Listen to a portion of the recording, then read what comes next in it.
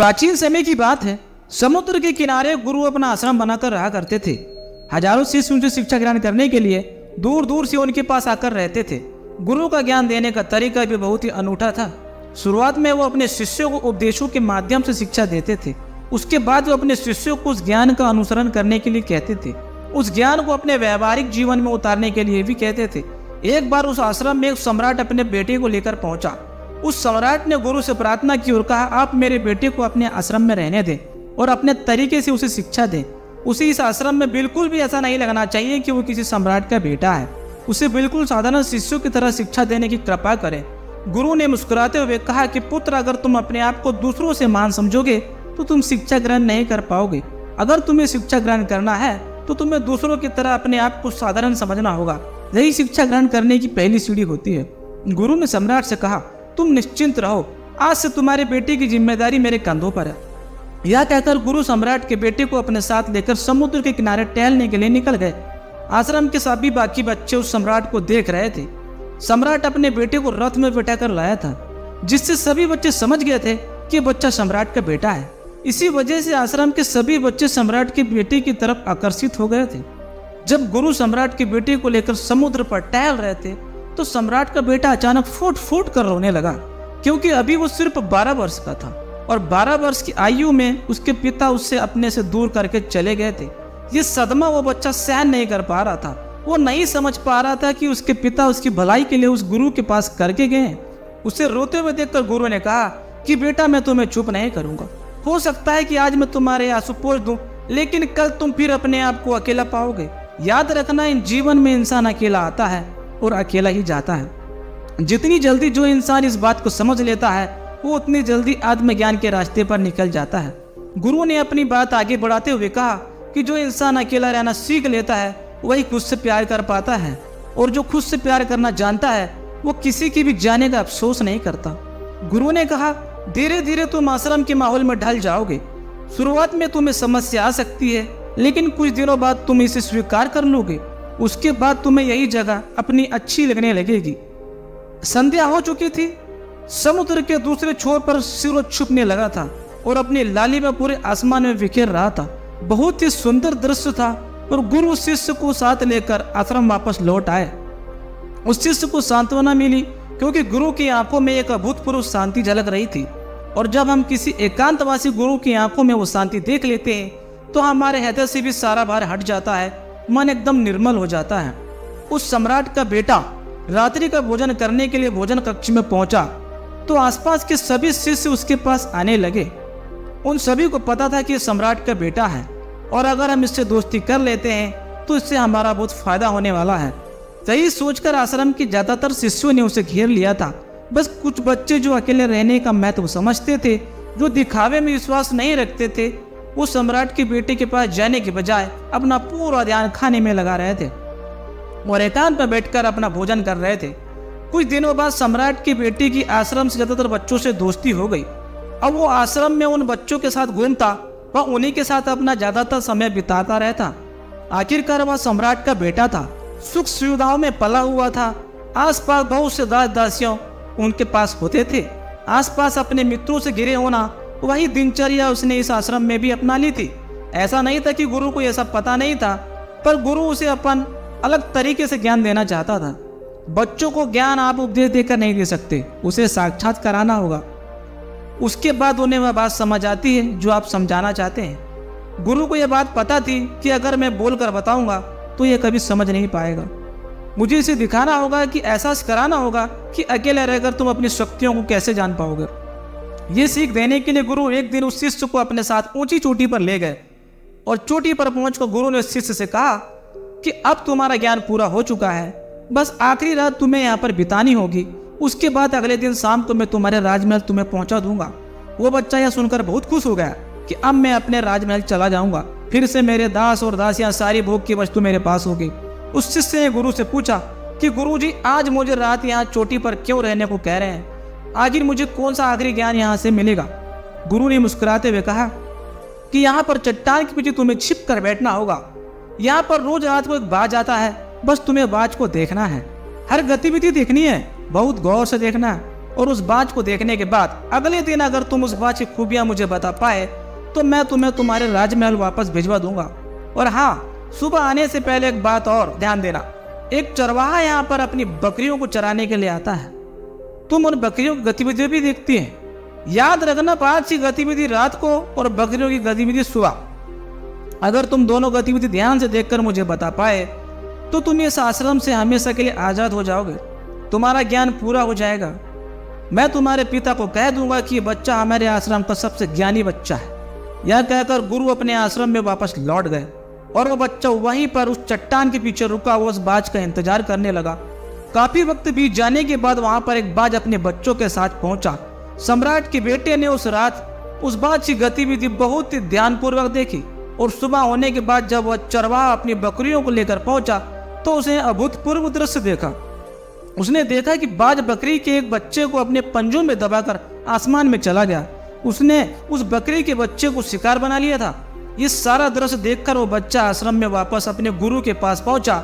इससे पहले कि गुरु उससे कुछ पूछते, उसने गुरु को प्रणाम करते हुए कहा कि गुरुदेव, आप आश्रम के सभी बच्चों को यहाँ पर बुला लीजिए।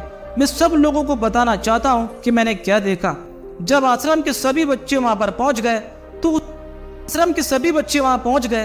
तो उस सम्राट के बेटे ने कहना शुरू किया कि मैंने अपने जीवन में बहुत से पक्षियों को देखा है, लेकिन बाज उन सभी पक्षियों में से सबसे अद्भुत और सबसे अलग होता है। उदाहरण के लिए एक तोता बोलता तो बहुत है, लेकिन कभी ऊंचा आसमान में नहीं जा पाता। लेकिन एक बाज जो कि हर समय शांत रहता है, वो आकाश को छू सकता है। उसमें आकाश को छू लेने का सामर्थ्य होता है। जब भी एक बाज अपने शिकार को निश्चित कर लेता है तो वह उसी शिकार पर अपनी नजरें लगाए रहता है, चाहे वह कितनी भी ऊंचाई पर क्यों ना हो, चाहे कितना भी खतरनाक तूफान क्यों ना आ जाए, लेकिन उसकी नजर हमेशा अपने लक्ष्य पर स्थिर रहती है। आज सुबह जिस बाज को मैंने देखा, उसने हर बकरी को अपना शिकार नहीं बनाया, बल्कि उस बकरी के झुंड में से उस बकरी के मेमने को ही अपना शिकार बनाया। पहली बात, उस बाज की तरह हमें भी अपने ध्यान की लक्ष्य को स्थिर रखना होगा। चाहे कितनी भी रुकावट क्यों ना आए, हमें अपना लक्ष्य स्पष्ट दिखाई देना चाहिए, पूरी एकाग्रता के साथ ध्यान देना चाहिए। तीसरी बात जो मैंने उस बाज से सीखी, जो कि हम सभी को सीखनी चाहिए, वह यह है कि बाज कभी भी दूसरे पक्षी के साथ नहीं रहता, वह हमेशा आकाश में अकेले रहता है। इससे हमें यह सीख लेनी चाहिए कि हमें कभी भी छोटी सोच वाले लोगों के साथ नहीं रहना चाहिए। आखिरकार हम भी वही बन जाते हैं जिनके साथ हम रहते हैं। इसलिए या तो महान सोच वाले लोगों के साथ रहो या फिर अकेले, क्योंकि जब हम अकेले रहते हैं तभी हम खुद की ताकत और खुद की कमजोरियों को जान पाते हैं। कमजोरियों को जानकर उनको दूर कर सकते हैं और अपनी ताकत को जानकर उसका सही इस्तेमाल कर सकते हैं। लेकिन वह तभी संभव होगा जब हम अकेले रहना सीखेंगे। चौथी सीख जो हमें एक बाज से लेनी चाहिए कि एक बाज हमेशा अपनी सीमाओं से ऊपर रहता है। जब तूफान आता है तो हर एक पक्षी अपने घोंसलों की तरफ भागते हैं, खुद को छिपाने की जगह ढूंढते हैं, लेकिन बाज ऐसा कुछ भी नहीं करता। वह खुद की सीमाओं से हटाकर बादलों से भी ऊपर जाने का प्रयास करता है। हवाएं उसे धक्का मारती है, पंख उसके भारी हो जाते हैं, पानी और धूल की वजह से कुछ भी नहीं दिखाई देता, लेकिन वो फिर भी आसमान की तरफ जाते रहता है और अंततः बादलों से भी ऊपर निकल जाता है। और वहां तब तक ऊपर जाता है तब तक मौसम ठीक नहीं हो जाता, क्योंकि वह समस्या के आने पर घबराता नहीं, उससे डर कर बचने का प्रयास नहीं करता, बल्कि एक सकारात्मक नजरिए के साथ उसका सामना करता है। जीवन में चाहे कितनी भी रुकावट क्यों ना आए, बहादुर तो वह लोग होते हैं जो तूफानों से टकरा जाते हैं, और कायर तो वह अपने घर में घोंसले में अपनी जगह आराम से बैठे रहते हैं। पांचवी बात जो हमें एक बाज से सीखनी चाहिए कि बाज कभी भी अपने घोंसले में घास के कोमल तिनके नहीं रखता। जो तिनके कोमल होते हैं वह उन्हें निकालकर फेंकता रहता है। उसी तरह चाहे कितनी भी आरामदायक जिंदगी आपको मिली हो, लेकिन उस आराम से ऊपर उठकर आलस को हटाकर जीवन में मेहनत करते रहना चाहिए। जीवन में पसीना बहाना चाहिए, शारीरिक मेहनत करनी चाहिए। अपने घोंसले से कोमल तिन को उठाकर फेंक दो और आज ही अपने आलस को हटाकर निकलो। हर दिन अपने आप को चुनौतियां दो, हर दिन मुश्किलों का सामना करो, क्योंकि वही मुश्किलें तुम्हें मजबूत बनाएगी। जंगल के राजा को शेर के झुंड बनाकर भी शिकार करते हुए देखा जा सकता है, लेकिन बाज हमेशा अकेले शिकार करता है, क्योंकि वह जानता है कि झुंड में रहने से हौसला तो मिलता है मगर साहस छिन जाता है। आदमी को हमेशा से ही आगे जाना होता है। यही कारण होता है कि वह जल थल नभ सभी जगहों पर अपने शिकार का परचम लहरा सकता है।